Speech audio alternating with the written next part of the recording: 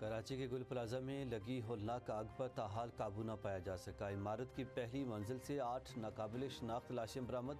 अमवात की तादाद 14 हो गई। लाशें डीएनए के लिए अस्पताल मुंतकिल। बच्चे और खातून समेत 5 इंसानी आज़ाब भी सिविल अस्पताल भेजे गए। फायर ऑफिसर जफर खान ने बताया कि कूलिंग का अमल रात भर जारी रहा। आग पर 90% काबू पा लिया।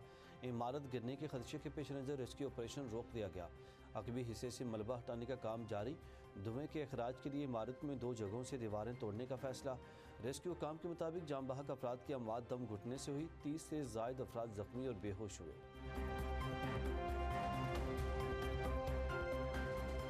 कराची की होलनाक आग ने कई खानदानों पर क़यामत ढहा दी। आतिशज़दगी के बाद 63 अफराद ताहाल लापता। लवाहिकीन अपने प्यारों के लिए मौजे के मुंतज़िर।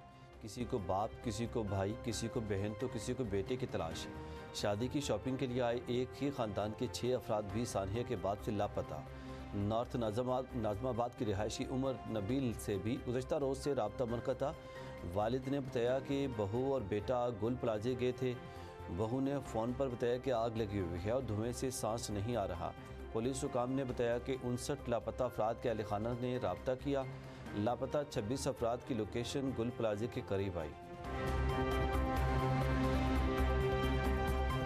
मेयर कराची का सानिया के 23 घंटों बाद मुतासा गुल प्लाजे का दौरा। ताजर गुस्से से बिफर गए। मेयर मुर्तज़ा वहाब के खिलाफ शदीद एहतजाज, नारेबाजी की। मेयर कराची ने मीडिया से गुफ्तगू में कहा कि लापता अफराद को बचाने की कोशिश कर रहे हैं। वज़ीर सिंध ने मामले पर आज इजलास तलब किया है।